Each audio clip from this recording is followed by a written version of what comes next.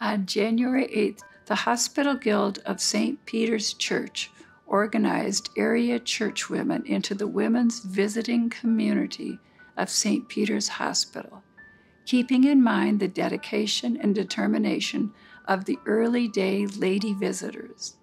The name soon changed to the St. Peter's Hospital Association. That was 100 years ago. The association wasn't actually made until 1921, and we have a trust fund that we work from that has been there, and so that's the money we rely on to help the foundation and the hospital with what they need nowadays. Every year we go to them and we tell them kind of the projects that we have on the docket, and they choose something that is meaningful to them to help us with. So they have bought things like baby warmers, like one behind me. They have bought blanket warmers, which every person in the community I'm sure can relate to if they've been here and a nurse shows up with a heated blanket. And that's something that you don't even think of, like how important a warm blanket is. But if you think of it, each of those people that, donated their $20, it's kind of like a laying of hands on someone else to keep them warm.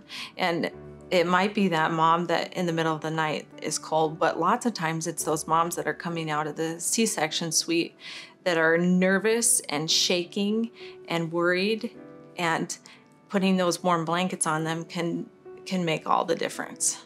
Our association contributed more than $1 million over the years. $1 million. That's not just a little bit, it's $1 million. Which is so awesome, It's just one more example of the dedication and passion and commitment the association has had to St. Peter's Health. The word philanthropy doesn't just mean giving money to an organization that you care about. It means giving your time, your thoughts, your prayers, and there's no job requirements. You don't have to pass a test. And as I like to say, if you're willing to work for hugs and smiles, there are endless job opportunities in our community. How do we transfer and think in a new way where our population to serve is? And I think it's in the community to think that we can expand on the wonderful work that's been done over the last 100 years and care for other people who aren't yet patients, but potentially are living on the edge of being a patient. And how do we make sure that after 100 years, the association never goes away? The membership is getting smaller, and we don't want that. So I think when you ask, how do you support the association? You become a member. We need people. We're all getting a little older in it, and we're just looking for newer members. Matter of fact, I just submitted my registration to become a member of our association. For me, I am nearing the end of my career. I'm reimagining the next phase of my life, and it's around a part-time volunteer.